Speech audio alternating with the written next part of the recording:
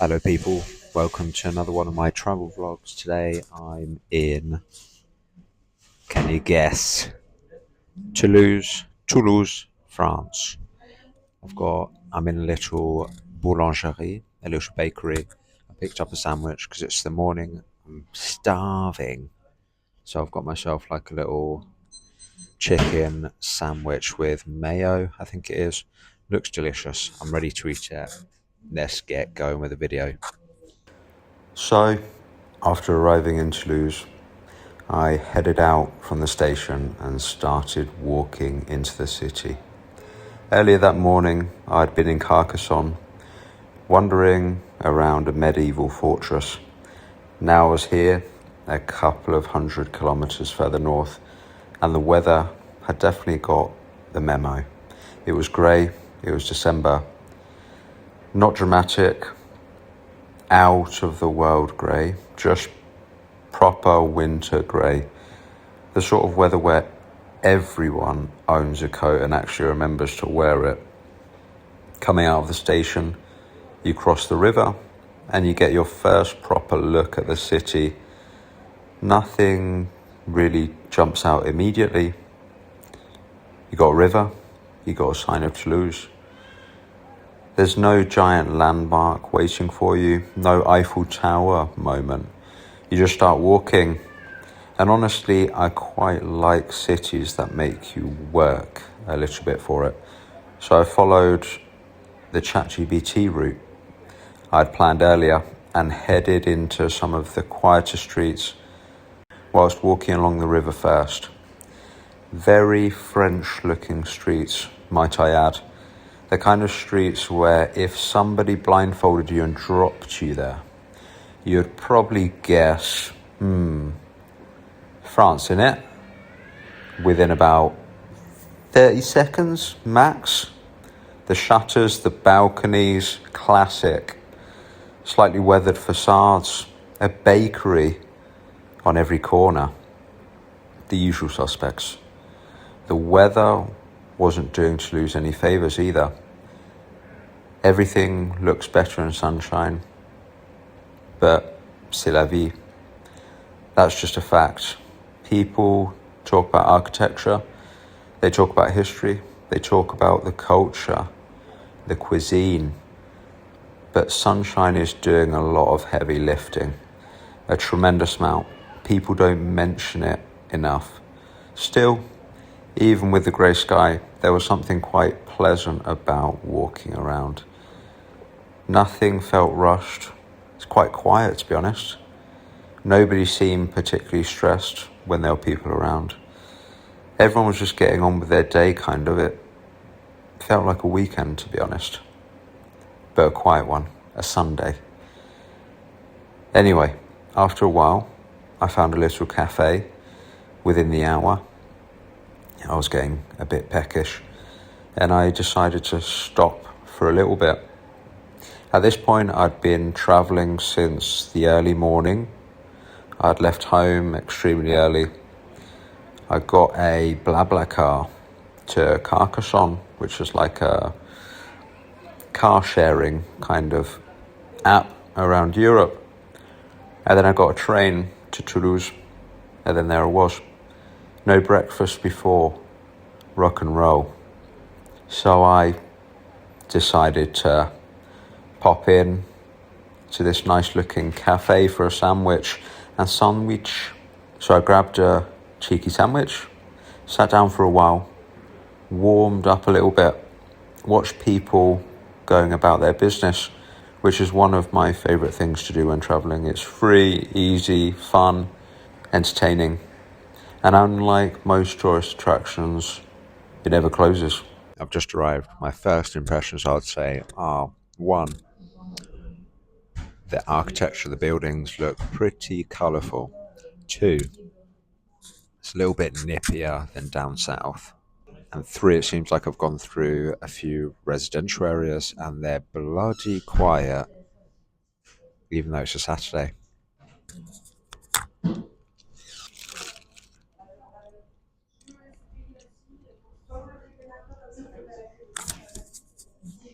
Pretty tasty sandwich.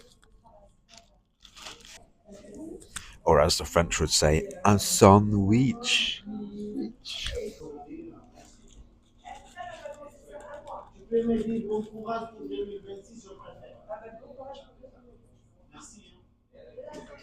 Nightmare, I just spilt some mayo on my trousers.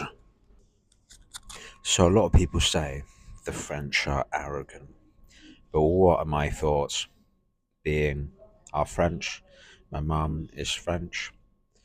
Do I think the French are arrogant? No. Some, obviously. You can find arrogant people anywhere.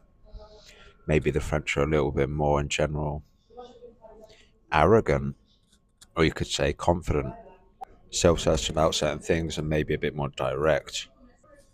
But I would say that's probably the biggest misconception people have of French people.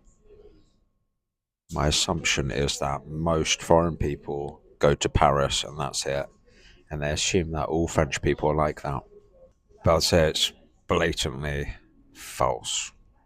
One of the biggest differences I see here with almost anywhere in the world, everyone says hello, and it's kind of, I'm used to it, but it's relatively strange. I was recording 5 minutes ago and I made eye contact with one of the girls that was waiting here, and she said goodbye. We had never spoken before. In England, that would never happen. And then just now, another example, an old dude walked in. Again, we looked at each other, and he waved at me, saying hello.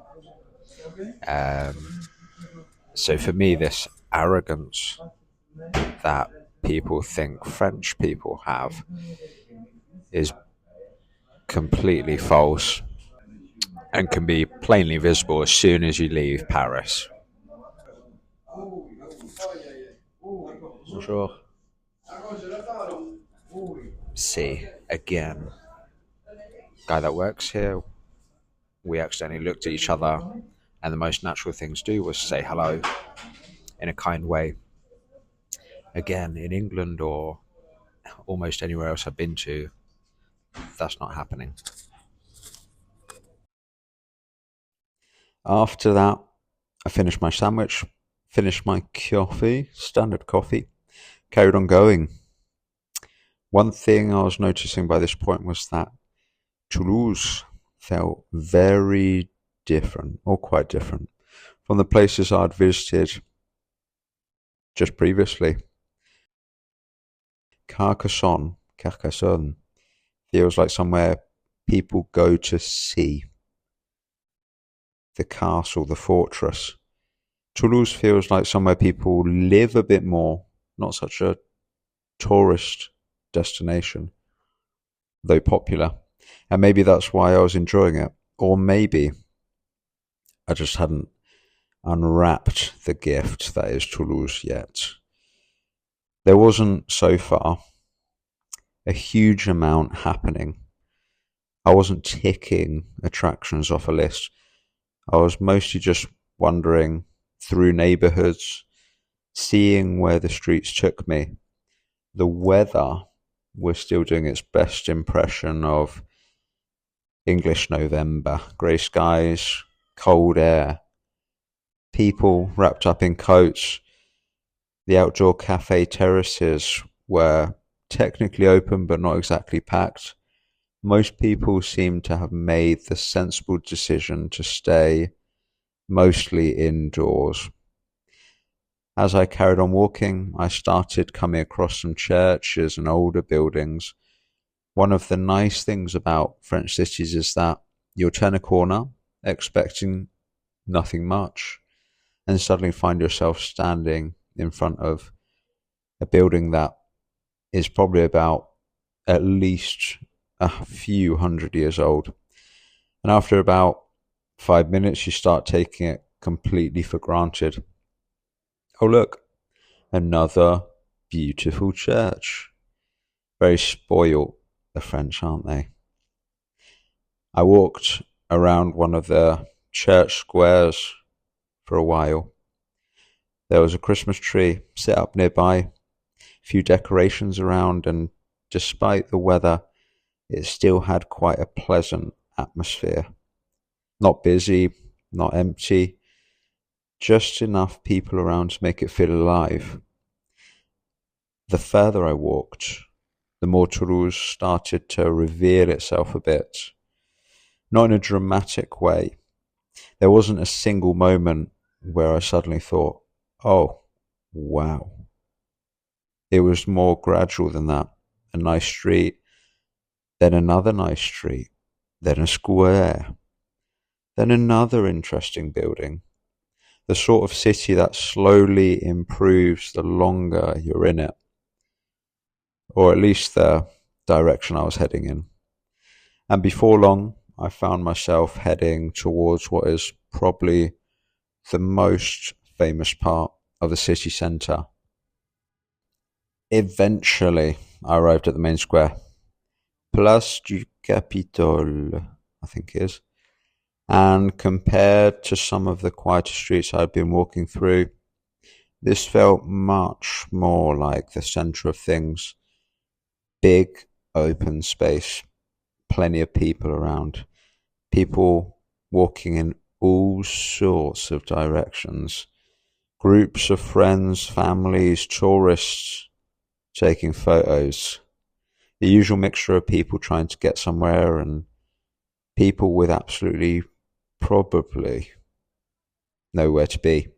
Dominating the square is the Capitole de Toulouse, which is difficult to miss. Large building, pretty French, very official looking.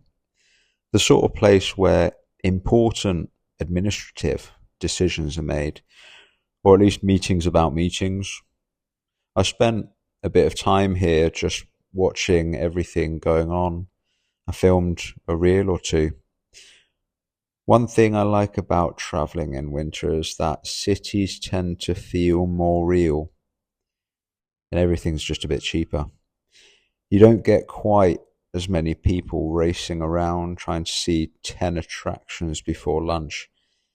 People can slow down a bit. They need to warm up their mitts, which is exactly what I was doing, kind of. I still decided to sit outside. And I grabbed a cheeky beverage. And this is where there was a little mix-up, an interesting one. I don't think I did anything wrong. But I ordered mulled wine, or at least I thought I ordered mulled wine, to warm my hands up, right? A few minutes later, the waiter appeared carrying something completely different, a coffee. Not remotely close to mulled wine, apart from it's warm. Now, in situations like this, there are two options. Option one, to accept your fate and drink whatever arrives. Very English way. Option two, to attempt to explain the misunderstanding in a foreign language. With French, it's not a problem for me. So I chose option two. I didn't want a coffee. But I told him he wasn't best pleased. But he sorted it anyway. The mulled wine arrived. Everyone survived. A tremendous success, I must say. By this point, it was getting noticeably colder. Hour by hour.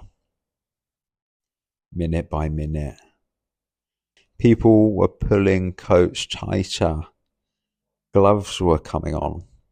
And Christmas was very much in the air still. You could anticipate the lights coming on soon and that feeling that everybody was slowly winding down towards the evening. After warming up for a bit, I carried on walking. I had a plan. The plan was simple though. A simple plan. Head towards the river, see where it took me, continue filming, and get it all done before dark. One thing I was definitely noticing was the temperature, right? It's getting nippier and nippier. Every stop on this trip seemed to be getting a little colder. Carcassonne was a bit more chilly than Perpignan. Toulouse was feeling a little bit more wintry. Then you had Bordeaux, Paris. Paris was coated in snow for days. But I digress. That was another video. But here, it was starting to get cold enough. The kind of cold that standing still for too long suddenly became not the best idea. Sitting down wasn't much fun without something to warm you up. The streets would start to empty out a little bit as the night fell. Not dramatically, just that subtle shift you get in the late afternoon when people begin heading home and the city starts slowing down. But we weren't there yet. So I kept walking until eventually the buildings opened up and the river came into view. And this is where Toulouse really started to come together for me, to be honest. You've got the water, the old bridges, the main one to the left, the winter trees with most of their leaves gone, and suddenly the whole city feels more connected. One thing that I'd realised at that point was Toulouse met expectations. It lived up to it. It was nice. I quite liked it. Not because it had one amazing attraction, not because it had one unforgettable moment, but because I'd enjoyed almost every part of walking through it. Before arriving, I hadn't really thought about what would be in Toulouse. I didn't know much about it. It was a stop on the journey, a well-known city that I thought I'd have to check out at some point. But by the end of the day, it had become one of those places I would come back to, I reckon, one day. The next morning, I'd be heading north towards Bordeaux, but for now, standing on the bridge in the cold, looking out across the river, Toulouse felt like a pretty good place to be. Right, that takes us to the end of the video. I'm here, I think it's the main square. And I've got myself a nice little cozy seat here out in the warmth. I've ordered myself what the French call a vin chaud and what the English call mulled wine. So hopefully that can warm my hands up, warm my mitts up, because I'm getting a bit chilly, getting a bit nippy out here. Yeah? Alright then. Again, hope you enjoyed the video. Like, subscribe, and see you in the next one.